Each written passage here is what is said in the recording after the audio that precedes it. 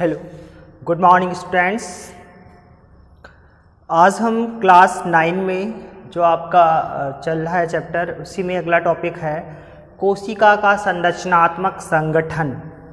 देखिए, आपको बता चुके हैं कि कोशिका क्या है, किसी भी जीवधारी की सबसे छोटी इकाई है, यानी किसी जीव शरीर को निर्मित होने में कोशिका ही भाग लेती है, यानी सबसे छोटा रूप कोशिका का ही होता है।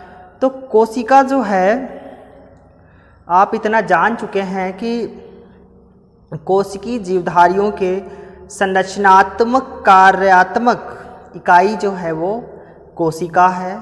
यानी कोशिका जो है, इसका जो निर्माण है, यानी जीव द्रव्य की यह इकाई जो है स्वतंत्र है, स्वतंत्र रूप से जो है जीवन के भौतिक कार्य जैसे श्वसन, पोषण, उत्सर्जन, पाचन आदि को जो है संपन्न करती है।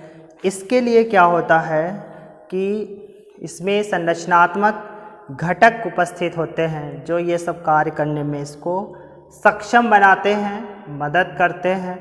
तो वही एक प्रारूपिक कोशिका में जो घटक हैं वो आज हम पढ़ते हैं।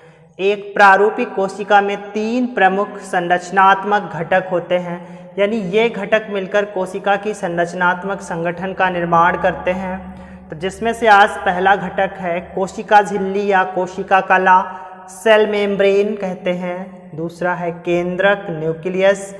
तीसरा है कोशिका द्रव्य, जिसको इंग्लिश में साइटोप्लाज्म कहते हैं। अब देखिए क्या होता है, कोशिका की संरचना किस प्रकार से बनी होती है। अभी कुछ कोशिकांग समाप्त होने के बाद हम आपको कोशिका की संरचना के बारे में अच्छे से बताएंगे। अभी जो है काफ़ी कोशिकांग हमारे हैं जो ख़त्म नहीं हुए हैं, स्टार्ट ही हुआ है अभी, तो इसलिए काफ़ी समय लग जाएगा उन कोशिकांगों तक पहुंचने के लिए।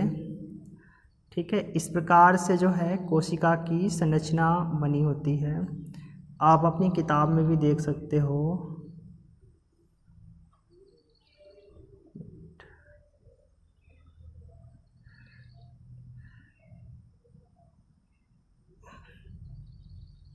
इस प्रकार से ये कोशिका की संरचना बनी होती है। इसके अंदर कई सारे कोशिकांग उपस्थित होते हैं। तो जिसमें से आज हम जिसकी बात करने जा रहे हैं वो है आपकी कोशिका झिल्ली या कोशिका कला।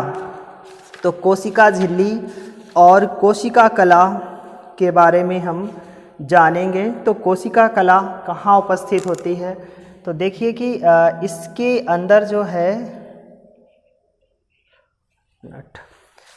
थोड़ी संरचना आपको बनाते हैं उसके बाद में, जिससे आपको थोड़ा आसानी से समझ में आएगा।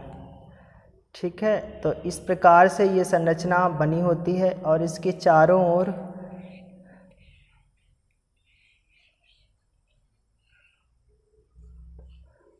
झिल्लियाँ होती हैं। तो जो अंदर की कला होती है वो कोशिका भित्ति कहलाती है, और जो यानी जो बाहर की होती है वो कोशिका भित्ति कहलाती है। ये कोशिका भित्ति है, जो अंदर की है ये आपकी कोशिका झिल्ली है। ठीक है, कोशिका झिल्ली, अंदर की जो मेम्ब्रेन है वो कोशिका झिल्ली है, जो बाहर की है उसे कोशिका भित्ति कहते हैं। ठीक है, कोशिका भित्ति कहते हैं। तो कोशिका झिल्ली या कोशिका कला के बारे में हम बात करेंगे।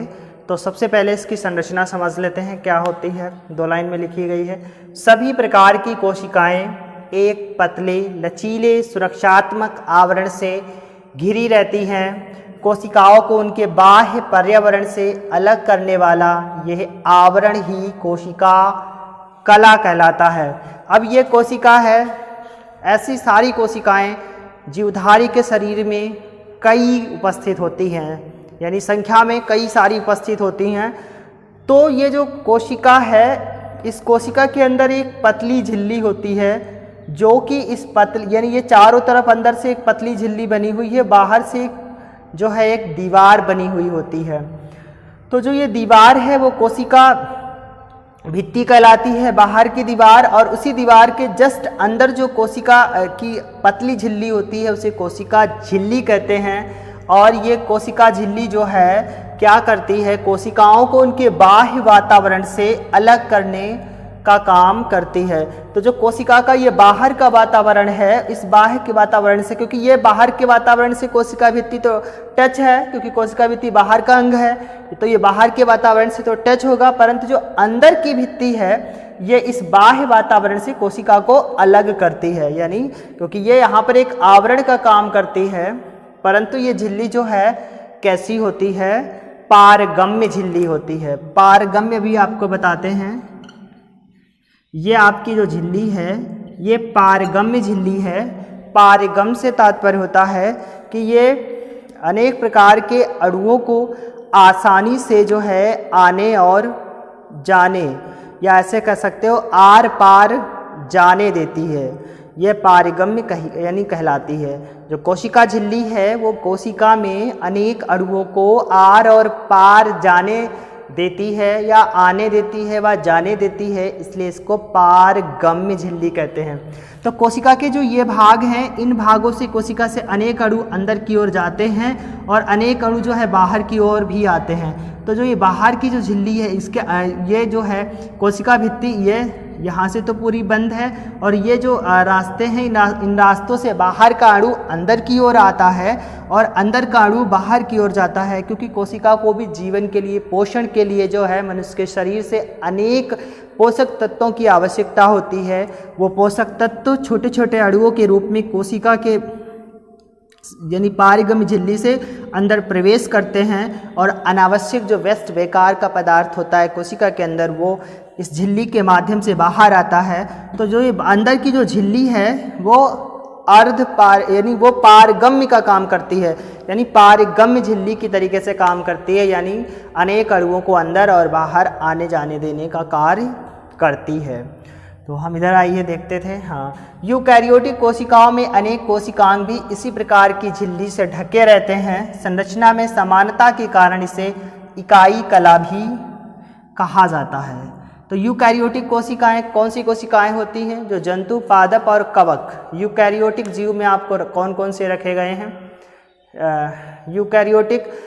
यूकैरियोटिक वो होते हैं जिनमें बहुत सारी कोशिकाएं होती हैं। आप पढ़े हो पीछे, तो जैसे मनुष्य है आपका, इनमें क्या है, मनुष्यों में जो कोशिकांग हैं उन कोशिकांगों पर भी एक ऐसी पतली हल्की सी झिल्ली होती है। उस झिल्ली में क्या होती है, संरचना में समानता होती है। समानता होने के कारण इसे इकाई कला भी कहा जाता है।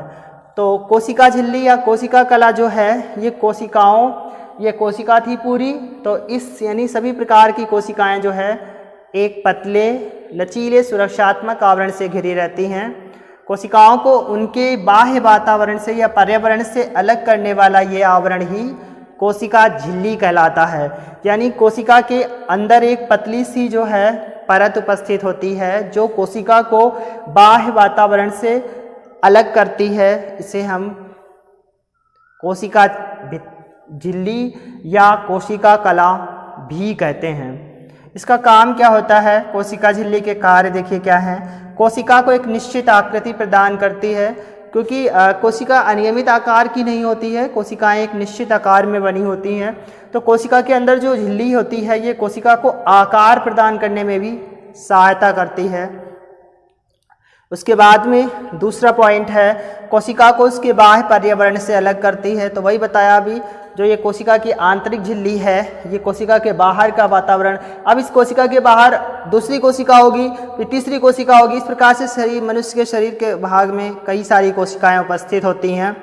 तो जो कोशिका के अंदर की झिल्ली है, कोशिका झिल्ली, वो बाहर के वातावरण को भी कोशिका को अलग करती है। इसके बाद अगला पॉइंट, ये कोशिका का सुरक्षात्मक आवरण बनाती है। यानी कोशिका के अंदर ये झिल्ली जो उपस्थित है, ये कोशिका को जो है सुरक्षा प्रदान करती है, सुरक्षात्मक आवरण बनाती है। यानी इस पर जब कोई बाहर से अवरोध लगता है तो कोशिका के अन्य कोशिकांगों पर इतनी जल्दी चोट नहीं पहुंचती है। यानी सुरक्षा का तात्पर्य है कि ये अर्ध तरल जो है कोशिकीय अवयवों का आंतरिक अवरोध बन करके उनकी बाह्य पर्यावरण से रक्षा करती है। यानी जो कोशिका के अंदर पतली सी झिल्ली उपस्थित है, कोशिका झिल्ली, वो कोशिका झिल्ली बाहर की जो अवरोध हैं, बाहर के जो है दबाव है उस दबाव से कोशिका को बचाती है, सुरक्षा करती है, क्योंकि बाहर के अणु अगर इसमें तेजी की मात्रा से प्रवेश करेंगे तो कोशिका के अंदर जाकर किसी भी अंग को क्षतिग्रस्त कर सकते हैं, क्योंकि इसके अंदर बहुत सारे और कोशिका अंग उपस्थित होते हैं, जैसे केंद्रक, माइटोकॉन्ड्रिया, हरित लवक, गाल्जी काय, वो सब अभी आगे पढ़ेंगे। तो ये जब इसमें से यहाँ से मान लिया कोई ये रास्ता है और ये झिल्ली है, ठीक है, ये झिल्ली बंद है यहाँ से, और इस रास्ते से कोशिका कई सारे अणु जा रहे हैं, तो ये झिल्ली कैसी है, पारगम्य झिल्ली है, यानी छन्नी की तरीके से काम करती है। तो ये अणु पहले जाकर के झिल्ली से जो है पार करेंगे तब अंदर प्रवेश करेंगे, तो इतनी जल्दी इतनी ज़्यादा अणु नहीं जा पाएंगे जिससे अंदर के कोशिकांग क्षतिग्रस्त हों। तो हालांकि ये पारगम्य का काम करती है, अणुओं को जाने और आने देती है, परंतु इतनी तेज़ी से नहीं जाएंगे क्योंकि ये अंदर झिल्ली के रूप में कार्य कर रही है, जिससे सुरक्षा प्रदान होती है कोशिका को। इसके बाद अगला पॉइंट, इसकी वर्णात्मक पारगम प्रकृति कोशिका में चयनित पदार्थों का आवागमन नियमित करती है। यानी वही वर्णात्मक पारगम प्रकृति, पारगम्य होती है ना अंदर की झिल्ली, यानी इसका जो स्वभाव है वो पारगम होता है, अणुओं को आने और जाने देती है कोशिका भित्ति।